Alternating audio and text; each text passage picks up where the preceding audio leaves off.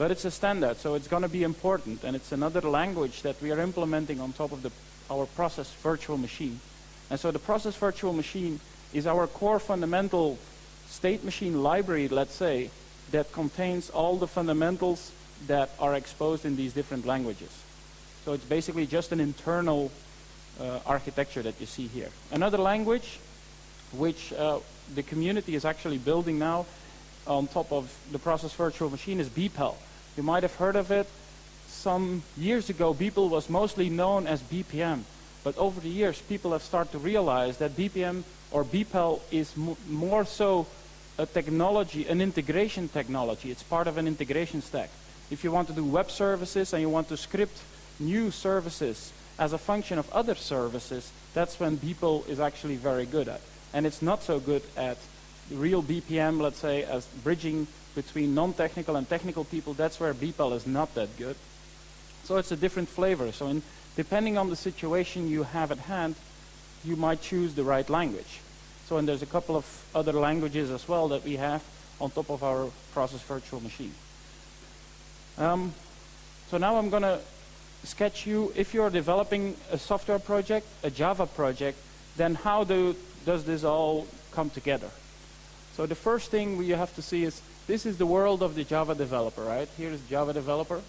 But before he gets started, there is the non-technical business analyst might do some analysis. He doesn't know about techniques. He just draws the diagram, maybe just boxes and arrows, and he just wants to analyze. And this is actually a diagram that serves for people-to-people communication.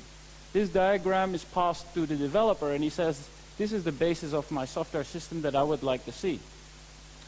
And then the developer goes and starts writing Java code, XML, build scripts, and tests, and all that. So that's the typical world that the developer is using, Eclipse or whatever IDE, and he builds all that. Now what he does is he takes the input. This is an abstract business process, which means that it's a diagram, but it doesn't yet contain the details, so that it's not yet executable. You cannot put an abstract business process into a computer system and say, execute this, because it's not fully defined.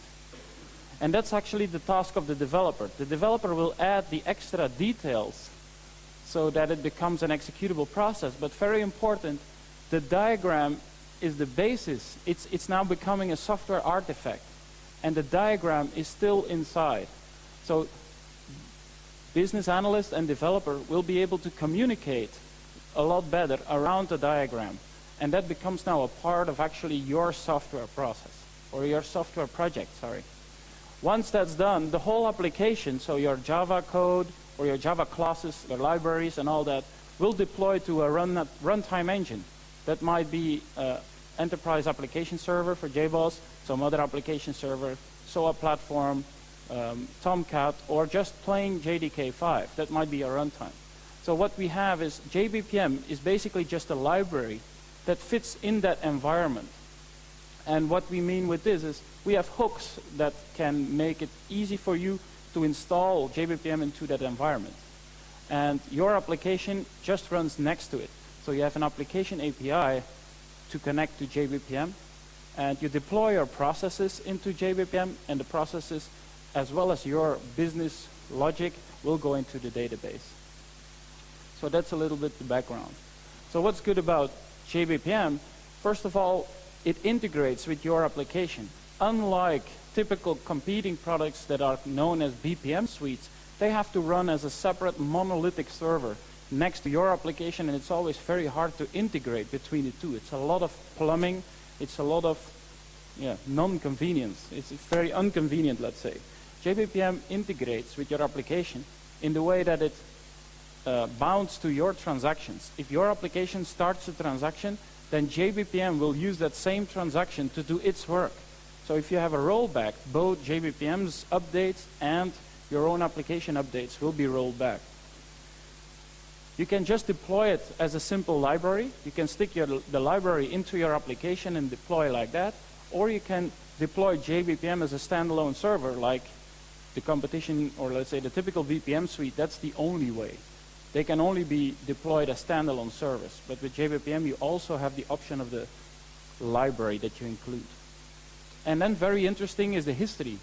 As you start, if you have, for instance, an insurance claim or a hire process or an expense note business process, and you have a lot of expense notes or insurance claims, let's say, that have been processed, all of these steps, what happened, that those are recorded automatically. So if you deploy a process, you start executing, jBPM automatically keeps track of everything that happened.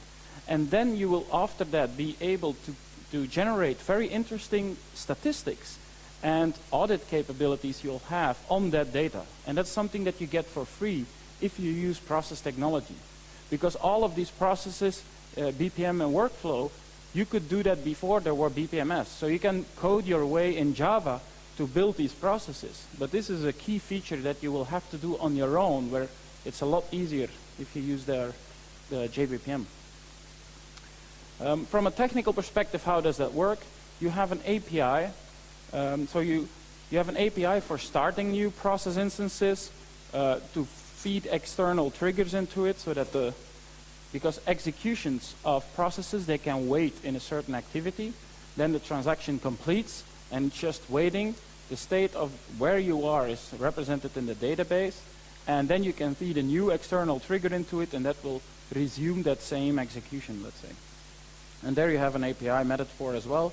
You have API methods for getting task lists and to retrieve the history and all that. So, and nice thing is that we now have in jBPM 4 an API that works in any environment. If you're Java developers, you know that if you are working in plain JDK, you have not the same capabilities as if you're working with EGBs and J2EE technology. Maybe you're using Spring or Seam. Those are all different environments. And jBPM offers you one API that works in all those environments. So more concrete, this is an example process. This is taken from the jBPM download. It's one of the examples. And it's kind of what we call a decision here. Which means that if your execution arrives here, you take one of those paths going out to the next one. Then, first of all, this might be the diagram that you get from your business analyst or a part of it.